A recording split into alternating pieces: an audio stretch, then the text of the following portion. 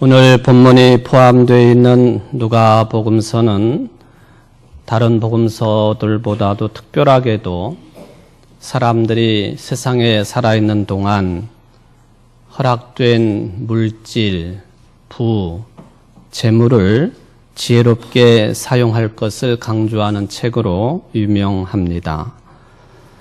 그래서 예수님의 제자들에게 또는 오늘날 우리 그리스도인들에게 이 물질을 잘 사용해야 되는데 특히도 가난한 이웃들을 위해서 사용을 해야 된다라고 하는 가르침이 여러 예수님의 교훈과 또 비유의 형태로 강조가 됩니다.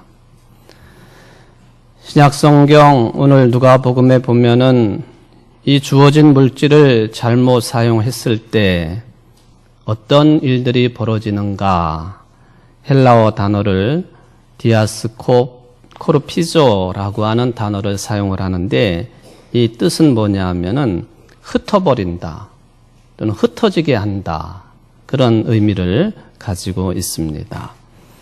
잘못 사용하게 되면 하나님의 심판이나 징계의 결과로 실제적으로 가지고 있는 것들이 다 흩어지게 되어 있고 또 흩어버리신다라는 그런 뜻이 되겠습니다.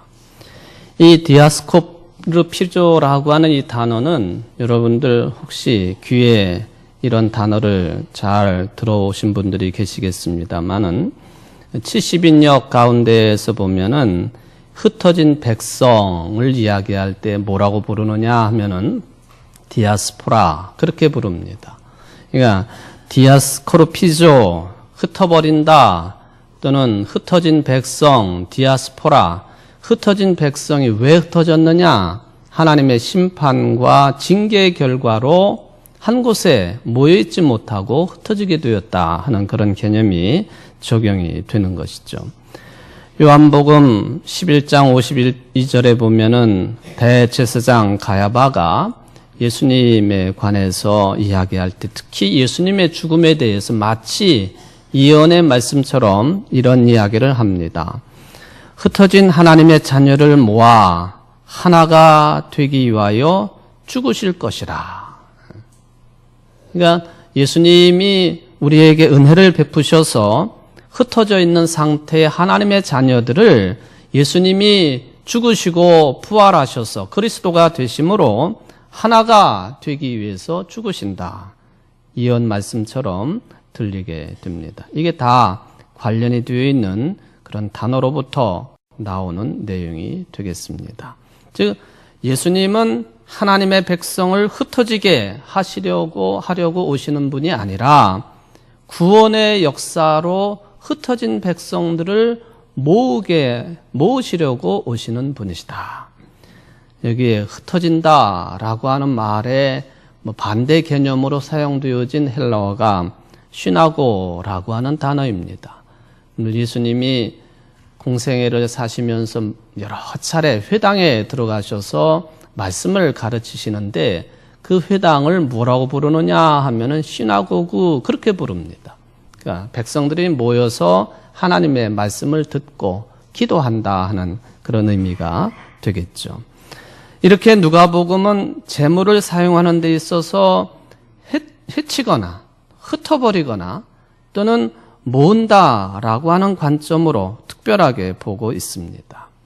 예수님의 유명한 비유 가운데 달란트 비유 중에 보면은 주인의 뜻대로 하지 아니한 악하고 게으른 종, 그가 한 달란트를 땅에 묻어 놓았다가 주인이 돌아오니까 그대로를 갖다 주지 않습니까? 그러면서 주인에 대한 선입견을 가지고 변명을 했습니다. 당신은, 즉 주인 당신은 심지 않은 데서 모으고 해치지 않고 모으는 사람 아닙니까?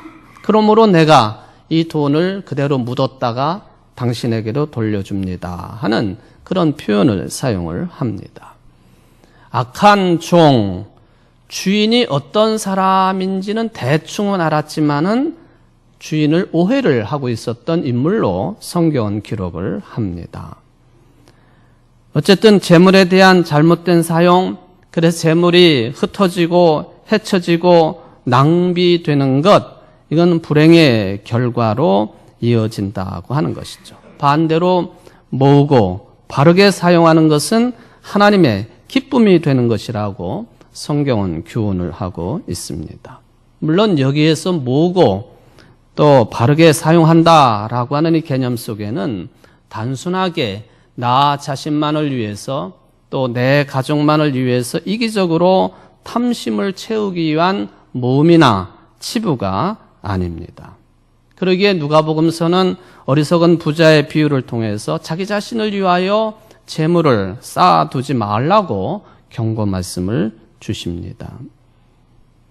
누가복음에 보면은 이 재물을 잘못 사용해서 흩어버린 대표적인 인물들로 둘째 아들인 탕자에 관한 비유가 있지요.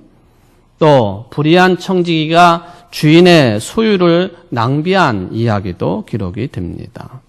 또 오늘 본문에 등장하고 있는 어떤 부자가 거지 나사로를 대하는 태도 역시 재물을 흩어버리는 그런 결과를 맺는다고 권면을 해주고 있습니다. 그래서 누가는 재물의 지혜로운 사용을 말하면서 불의한 재물로 친구를 사귀라. 그리하면 그 재물이 없어질 때 그들이 너희를 영주할 처소로 영접하리라고 말씀을 합니다. 말하자면 세상에서의 재물 사용이 내세의 보상과 심판을 결정하는 중요한 요소가 된다고 하는 말씀이 되겠습니다. 재물의 잘못된 사용, 의미 없이 그것은 흩어버리는 것이고 가난한 이웃을 친구로 여기면서 물질을 저들을 위해서 잘 사용하는 것은 모으는 일이요 하늘의 포화를 모으는 것이라고 하는 권면이 있겠습니다. 우리 그리스도인들이 재물을 흩어버리거나 낭비하는 사람들이 아니라 세상에서 재물을 바르게 사용함을 통해서 하나님께 부요한 자들이 되어야 된다 하는 가르침이 되겠죠. 이런 말씀의 의미는 오늘날도 여러분들에게 똑같이 적용이 됩니다. 그런 차원에서 보면은 오늘 하나님께서 여러분들에게 주시는 말씀, 제목이 부자와 나사로입니다만은 이 말씀을 귀담아 듣고 하늘나라의 보화 쌓기에 부족함이 없는 여러분들 되시기를 주의 이름으로 축원을 드립니다. 오늘 읽은 본문 말씀은 부자와 거지라고 하는 제목을 붙일 수도 있겠습니다. 부자와 거지, 아주 적나라하게 노골적으로 비교가 되는 그런 사람들이 됩니다. 그런데 이들의 운명이 육신의 죽음을 기점으로 해서 반전이, 역전이 되고 말았습니다. 거지는 천사의 안내를 받아가지고 아브라함의 품에 안기게 되었고 부자는 음부에 떨어지고 말았습니다. 특별히 음부에 떨어진 부자가 아브라함, 아버지라고 불리우는 아브라함과 대화를 나누는 매우 특이한 장면이 오늘 비유 속에는 등장을 합니다. 그런데 이런 이야기는 조심해서 읽지 않으면 큰 오해가 될 수가 있습니다. 어떤 사람들은 이 말씀을 그렇게 해석을 합니다. 거지 나사로는 살아있을 때에 하나님을 잘 믿었기 때문에 천사의 안내를 받아가지고 아브라함의 품에 안기게 된 것이고 부자는 믿음이 없어서 음부에 떨어진 것이다. 그런 해석이죠. 그런데 놀랍게도 아무리 눈을 씻고 보아도 오늘 본문에는 그런 의미가 요만큼도 담겨 있지 않습니다. 또 어떤 사람들은 이 본문을 가지고 그렇게 해석합니다. 인간이 죽으면 즉시 그 운명이 결판이 난다고 말을 합니다. 그래서 천국에 갈 사람은 천국에 가고 지옥에 갈 사람은 지옥으로 간다고 해석을 합니다. 그런데 역시 눈을 씻고 보아도 본문을 통해서 그런 논리를 전개하는 것은 너무나도 지나친 비약이라고 하는 것을 발견합니다.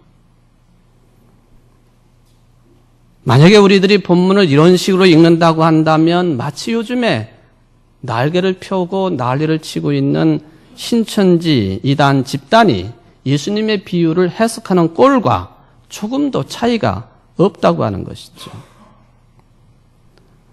우리들이 알아야 될 중요한 해석의 기준은 뭐냐 하면은 이 사건이 실제적으로 일어난 일에 대한 기록이 아니고 비유라고 하는 사실입니다. 그렇지만 예수님께서 어떤 근본적인 진리를 선포하시기 위해서는 항상 메타포, 비유를 사용하시는데 이것도 그렇다는 것이죠. 여러분, 복음서에 하늘나라는 마치 이와 같다, 그렇게 시작하는 말씀들이 많지 않습니까? 다 비유입니다. 그런데 사람들은 하늘나라가 그 문자로 표현된 것처럼 그것이 하늘나라라고 착각하면서 받아들임으로 인해서 성경 해석에 큰 오류를 빚고 있고, 또 그렇게 가르치는 설교하는 목사들이 많음으로 인해서 한국의 교회가 비유를 제대로 풀지 못하는, 그러니까 엉뚱한 신천지 같은 곳에서 정말 속 시원하게 비유풀이를 들었다 하는 이야기를 듣고 있는 형편이 되고 말았습니다. 예수님이 어떤 근본적인 진리를 말씀하시려고 이 부자와 거지의 비유를 말씀하셨을까?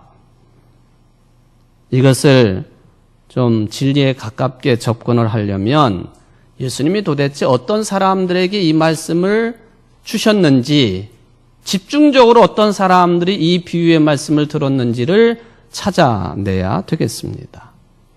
불특정 다수에게 주신 말씀이 아닙니다. 당시의 바리새인들을 향한 말씀입니다. 누가복음 15장, 16장, 17장 초반까지 집중적으로 바리새인들, 율법학자, 서기관들, 당시의 종교적인 지도자들에게 불같은 말씀으로 선포하신 내용이 되겠다 하는 것입니다. 누가복음 15장 초반절에 보면은 세리와 죄인들이 예수님의 말씀을 들으려고 가까이 오게 되니까 바리새인 서기관들이 예수님을 비난을 했습니다. 이 사람이 죄인들을 영접하고 같이 앉아가지고 음식을 먹는 사람이라. 랍비라고 하면서 어떻게 그럴 수 있느냐. 율법도 어기는 것이고 정결의식도 어기는 것이다. 그런 이야기죠. 자신들의 종교적인 기준으로 볼 때 예수님의 말씀과 예수님의 행동이 잘못되었다라고 비판을 합니다.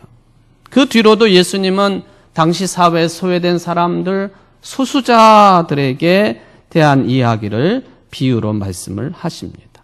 거기에 포함된 것이 유명한 탕자의 비유이지요. 또한 16장 보면은 부자와 청지기 비유를 통해서 하나님과 재물을 겸하여 섬길 수 없다고도 말씀하십니다. 그리고는 다음에 나오는 내용이 오늘 본문 말씀입니다. 그리고 오늘 본문을 넘어서면 누가복음 17장 1절 이하에 보면 바리새인으로 대표되는 종교 전문가들, 당시 종교 지도자들에게 경고성의 말씀을 주십니다. 작은 자 중에 하나를 실족하게 할진대 차라리 연자 맷돌이 그 목에 매여 바다에 던져지는 것이 나으리라. 정말 무서운 말씀을 하셨습니다.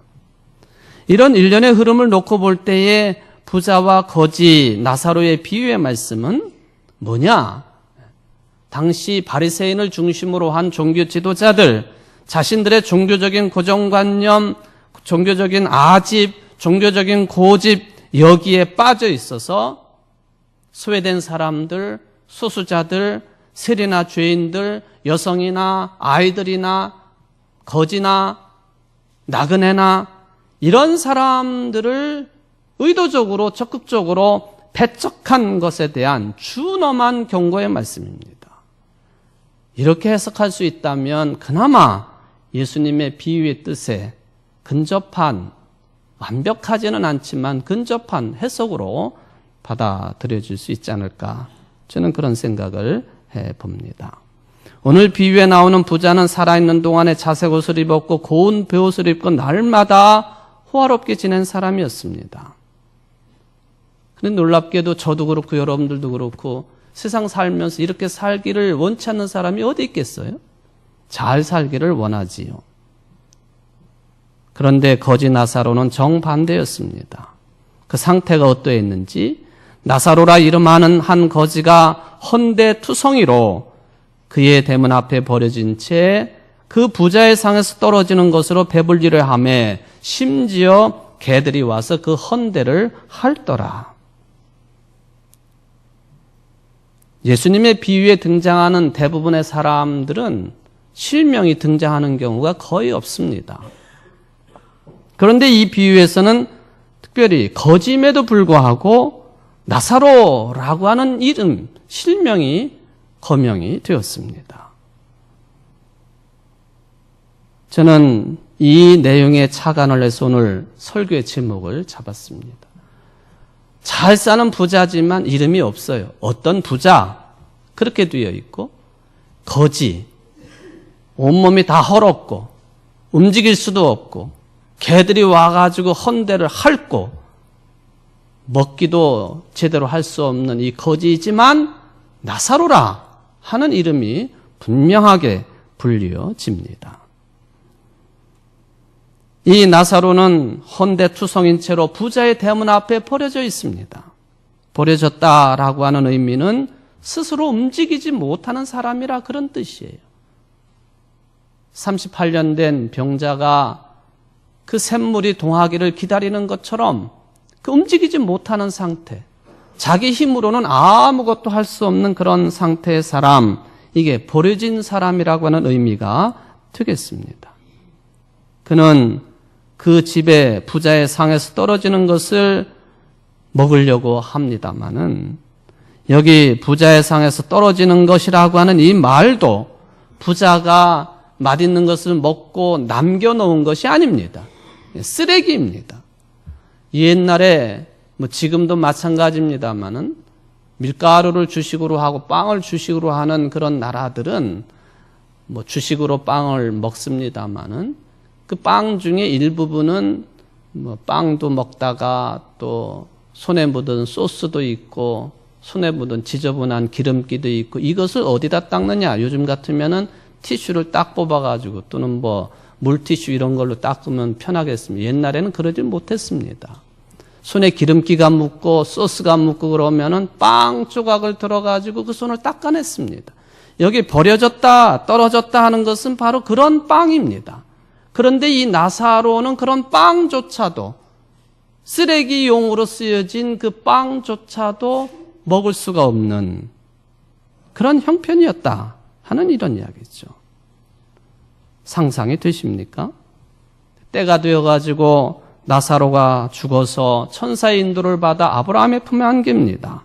그리고 부자도 죽었습니다. 그런데 부자는 음부로 떨어져서 고통스러워한다 했습니다. 음부라고 번역이 된 이 말은 하데스의 번역이 되겠습니다. 하데스, 죽은 사람들이 모두 다 가야 할 곳으로 알려져 있는 그런 장소, 이게 하데스로 오늘 누가복음 16장은 원래의 단어가 하데스입니다. 고통 가운데, 불꽃에 고통, 꺼지지 않는 불꽃 가운데 힘들어하던 부자가 멀리 보니까 아브라함의 품에 한 사람이 안겨져 있는데 평안하게 안겨져 있는 나사로였습니다. 세상에서 자기 집 대문에 쓰러져 있던 거지 나사로가 아버지인 아브라함의 품에 평안히 안겨 있습니다. 아, 저게 나사로 아닌가? 기억이 났습니다. 그 이름은 기억이 났지만 그 자신이 생전에 나사로에게 어떤 자비도 베풀지 않았다고 하는 것은 기억하지 못합니다. 그리고 자비를 베풀지 않은 것이 왜 잘못인지도 생각하지 못합니다. 그저 이 고통 가운데 있는 부자는 머릿속에 어떤 생각만 있느냐 하면은 내가 좀 살아야 되겠다. 내가 이 불구덩이로부터 빠져나가야 되겠다. 이기적인 생각만 그 머릿속을 채우고 있습니다. 아브라함에게 요청합니다. 나사로를 시켜서 물 한 방울만 나에게 떨어뜨려 달라고 호소를 합니다. 내가 이 불꽃 가운데에서 괴로워 죽겠습니다. 하데스는 죽지도 않는 곳이에요. 손가락 끝에 찍어주는 물 한 방울, 그것으로 이 고통을 면할 수 없는데도 이 부자는 거기에 매달릴 수밖에 없는 처지로 떨어져 버렸습니다. 아브라함이 대답을 합니다. 예, 너는 살았을 때 좋은 것을 받았고 나사로는 고난을 받았으니 이것을 기억하라. 이제 그는 여기서 위로를 받고 너는 괴로움을 받느니라.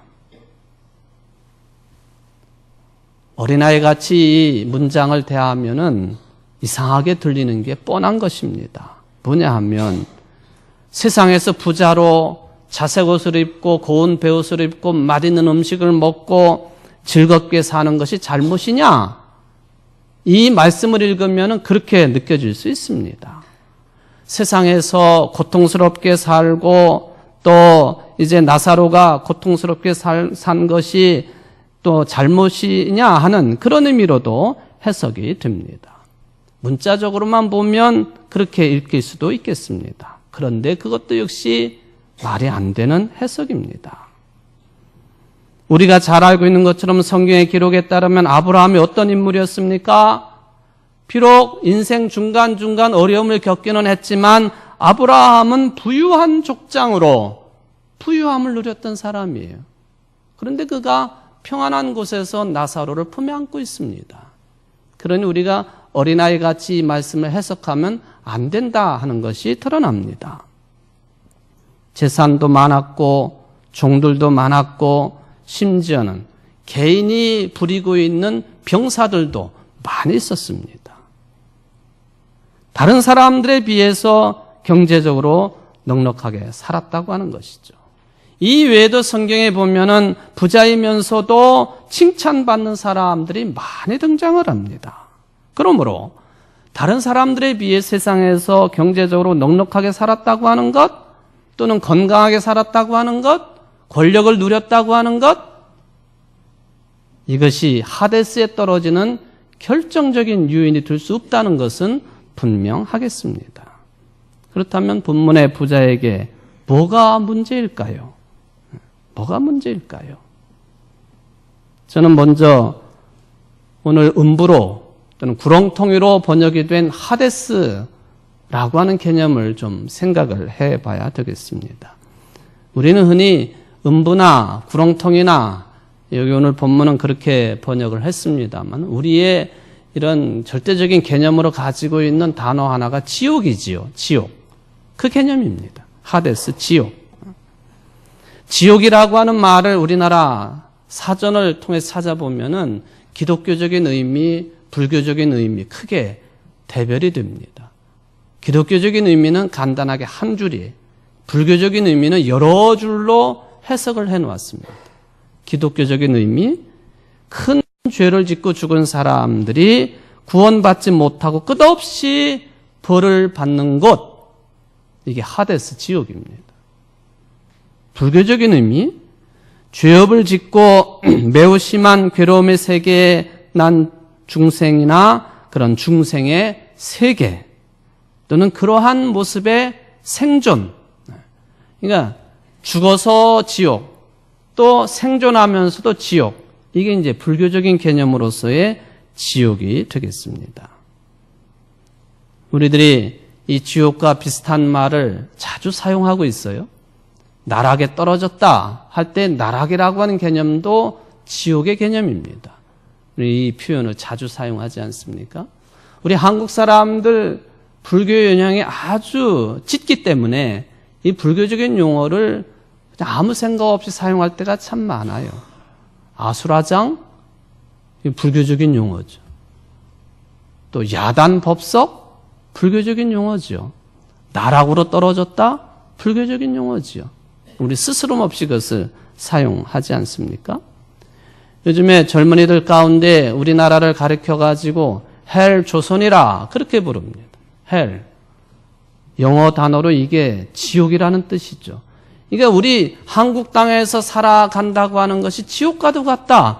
그런 의미로 해석이 되겠습니다. 지옥이나 지옥 같은 곳, 생지옥의 의미 또는 제기를 또 빌어먹을 이런 의미로도 헬이라고 하는 단어가 사용이 되어지는데 우리 한국 땅에서 청년으로 살아간다고 하는 게 지옥 같다는 거예요. 헬지옥.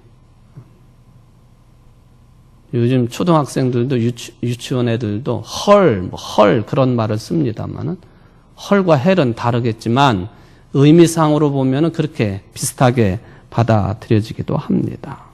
성경에 보면 세 번역을 기준으로 볼 때에 신약 성경에 이런 지옥의 개념이 몇 번이나 등장할까? 24번 등장을 합니다. 마태복음부터 요한계시록까지. 그런데 우리 한글 성경에서 지옥으로 번역된 헬라어 그 단어가요, 한 가지만 있는 게 아니라 4가지씩이나 됩니다. 가장 대표적으로 등장하는 것이 게헨나라고 하는 단어예요. 게헨나. 들어보셨죠? 야고보서 3장에 보면 아예 이걸 지옥이라고 번역하지 않냐고 그대로 게헨나라 그렇게 썼습니다. 두 번째로 많이 사용되는 것이 오늘 본문에 있는 하데스, 음부라고 번역된 내용이 되겠습니다. 또 하나가 아비소스라고 하는 단어요. 또 하나가 타르타로라고 하는 단어가 되겠습니다. 성경에는 이렇게 지옥을 말하는 여러 구절이 있고 여러 단어가 있습니다. 그런데 이런 단어들이 가지고 있는 공통점이 있습니다. 그 중에 하나가 뭐냐 하면은 성경은 분명히 지옥에 대해서 여러 번 언급하고 있다는 것이죠. 그 말을 듣기 싫어하고 사용하기 싫어하지만 성경은 분명하게 이게 게헨나가 됐던 하데스가 됐던 지옥을 언급합니다. 이걸 소홀히 여길 수가 없어요. 그런데 두 번째 의미가 있습니다. 그런데 성경이 또 예수님의 말씀 속에서 지옥을 말할 때마다 지옥 자체가 중심이 아니라는 거예요. 우리는 그 지옥 자체의 중심을 두고 생각할 때가 많습니다만은 지옥은 그것이 사용될 때에는 무엇인가를 아까도 말씀드린 것처럼 근본적인 것을 강조할 때에 지옥이라고 하는 말이 사용된다고 하는 차원입니다. 예를 들어서 예수님께서 마태복음의 율법학자와 바리새파 사람들을 향하여 아주 강한 말씀을 하시죠. 뱀들아, 독사의 새끼들아, 너희가 어떻게 지옥의 심판을 피하겠느냐? 여기에 중심은 지옥에 있는 게 아니에요. 이런 바리새파 사람들, 율법학자들이 위선적인 사람이라고 하는 것을 강조하는 것이지 지옥을 강조하는 게 아니라는 거예요. 이걸 우리가 놓치면은 지옥에 대해서 오해를 하기가 쉽다 하는 것이죠. 그러므로 우리 그리스도인들의 현실의 삶이 무슨 천당이나 지옥에 집중하지 말고 이 땅에 이미 이루어진 현재적인 하나님의 나라에 집중해야 된다고 하는 가르침이 예수님의 가르침이라고 하는 것을 우리는 늘 명심을 해야 되겠습니다. 오늘 본문에 보면은 음부 하데스로 번역이 된 그런 내용을 우리가 생각을 했습니다마는 오늘 하데스라고 하는 그런 개념 속에 생각을 해볼 때에 솔직히 오늘 본문에 등장하는 부자가 세상 살면서 그렇게 파렴치하거나 또는 부도덕한 사람이었는가? 남의 손가락질을 받을 만한 인생을 살았는가? 그렇게 보이지는 않는 것 같아요. 물론 어떻게 부자가 되었는지는 모르지만은 그저 자기 자신의 삶에 몰두를 하고 자기 자신에 빠져서 자기 중심적인 삶에 만족했던 사람 같아요.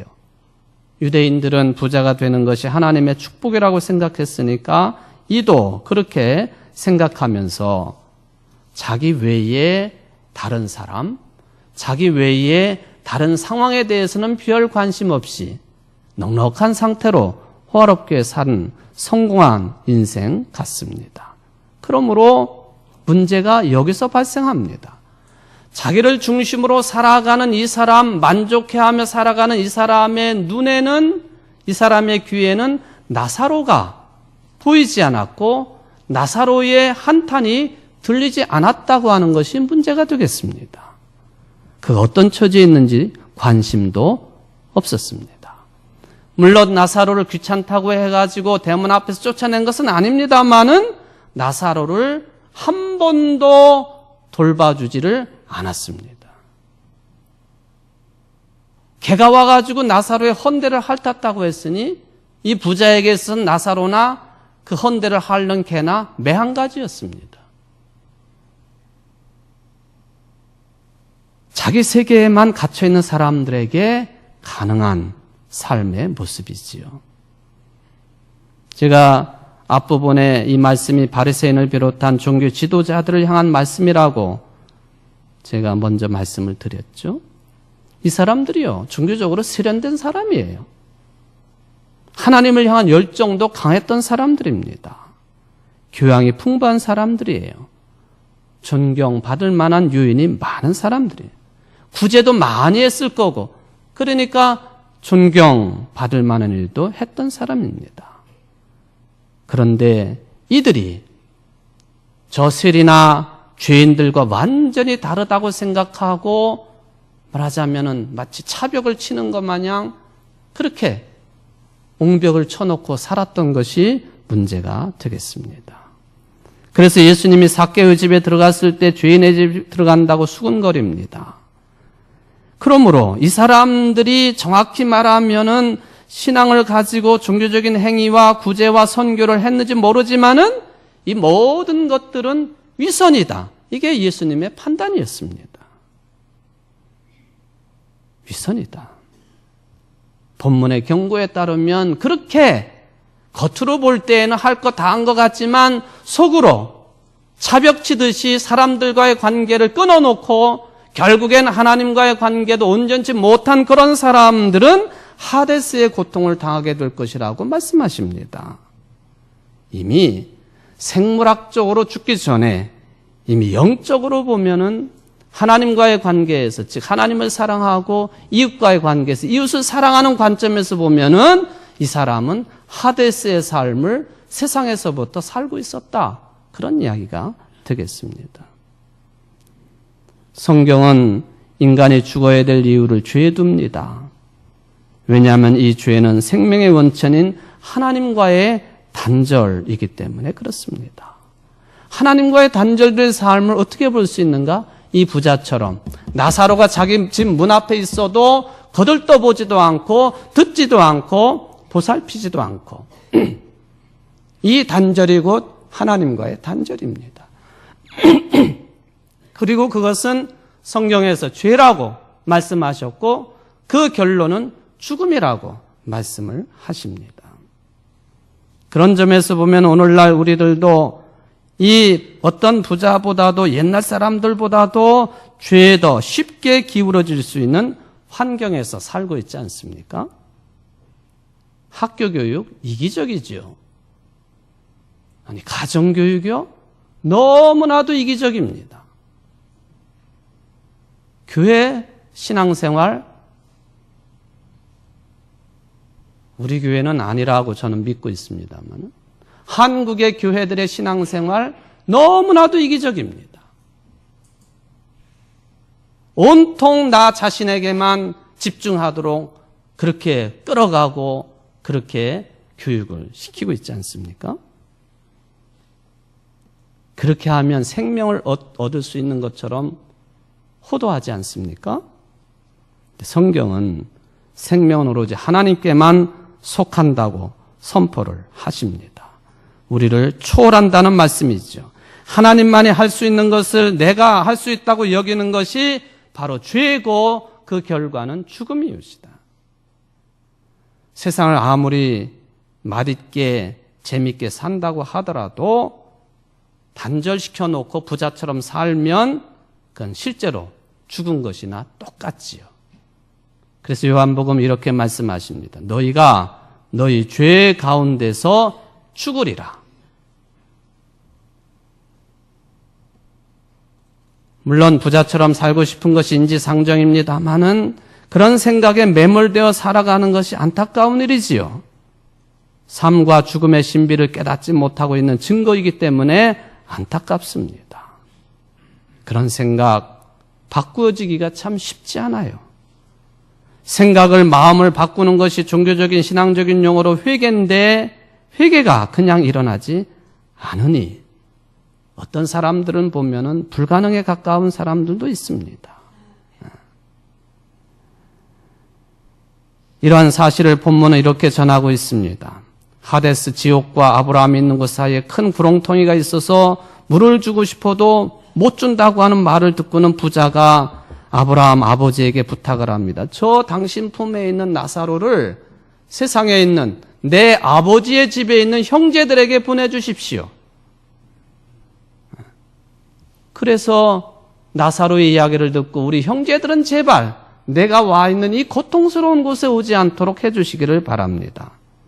그랬더니 아브라함이 말씀하기를 그들에게는 모세와 선지자들이 있다. 그러자 부자가 또 반응을 합니다. 그런 것 가지고는 모세와 선지자 가지고는 형제들이 마음을 바꾸지 못하니 죽은 자가 다시 살아나가지고 권면을 하면 들을 거라고 호소를 합니다. 아브라함이 마지막 31절에서 이렇게 대답합니다. 모세와 선지자들에게 듣지 아니하면 비록 죽은 자 가운데 살아난 자가 있을지라도 고난을 받지 아니하리라. 아무리 크고 놀라운 기적이 일어나도 사람의 마음이 회개까지 이르지 못한다고 하는 것이죠. 자기 속에 폐쇄되어 있는 사람, 거기서 빠지지 않고 생명의 소통과 흐름에 자기 자신을 맡기는 삶으로서의 회개가 가능한 사람은 엄청난 기적이 아니라 이미 주어져 있는 하나님의 말씀으로 그런 세계로 들어갈 수 있다. 이게 아브라함의 말씀이니 예수님이 비유는 예수님의 말씀이요. 하나님의 뜻입니다. 주어지는 말씀으로 안 되는 사람, 기적 할아버지가 베풀어줘도 안 된다는 말씀이지요. 죽든지 뭐 그런 일이 일어나야만이 깨닫게 되는 거죠. 어떤 부자가 죽어서 겨우 깨닫습니다. 오늘 우리는 불행한 부자 이야기를 듣습니다. 이것은 단순히 부자냐 아니냐의 차원을 말하는 게 아닙니다. 근본적인 생명에 관한 말씀이지요. 자기 자신에 빠져있는 방식으로 생명을 경험하려고 하는 사람들은 그러면 그럴수록 개미 지옥에 빠지는 것처럼 계속 지옥으로 빠져들게 되어 있습니다. 그런데 그건 죽음 이후의 문제가 아니라 오늘 지금 현재 문제라 하는 것이죠. 현대인들 물 한 방울 같은 위로에 얼마나 절절 매달리고 있습니까? 그게 하데스가 아니고 무엇겠습니까? 어떻게 해야 되겠습니까? 신앙의 깊이로 들어가는 길밖에 없습니다. 어떻게 하면 내가 신앙의 깊이로 들어가 있는지 확인할 수 있겠습니까? 나 말고 나 외에 바깥 세상을 향하여 내가 마음을 열어놓고 있는가? 열어놓고 있으면 천국이요. 닫아놓고 있으면 하데스라 하는 거예요. 어떤 부자처럼 바로 자기 집 문 앞에 있는 거지 나사로에게 문을 닫아놓고 있으면 거기서부터 하데스요. 문을 열어놓고 있으면 아브라함의 품 천국이라 그런 개념이지요. 요즘 우리는 온 국민이 비정상적인 모습 때문에 너무 힘들어합니다. 지도자가 정상적인 관계를 맺지 못하니까, 소위 말하면 비선조직의 의지를 하니까 어느 때에는 참모들과 심각한 토론도 하고 싸움도 벌이고 싫은 소리도 듣고 그러면서 국가를 운영해야 됨에도 불구하고 공주처럼 측근들의 절대적인 도움이 없으면 안 되는, 그러니까 조절 능력도 없고 심각한 상황 처리 능력도 없고 저는 참 불쌍해요. 그 사람은 얼마나 하데스와 같은 상황일까? 불쌍해요. 뿐만 아니라 우리 국민들이 하데스예요. 참 불쌍합니다. 소통하지 못하는 게 하나님과의 소통, 이웃과의 소통, 즉 성경에서 말하는 것처럼 하나님을 사랑하고 이웃을 내 몸처럼 사랑하는 그것이 없으면 음부, 구렁텅이, 꺼지지 않는 불꽃의 지옥, 게헨나, 그거라는 거예요.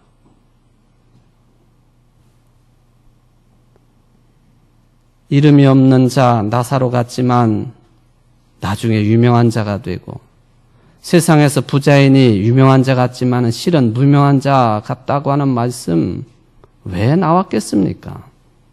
바울은 고린도 교인들에게 그런 차원에서 이렇게 하나님의 말씀을 전합니다.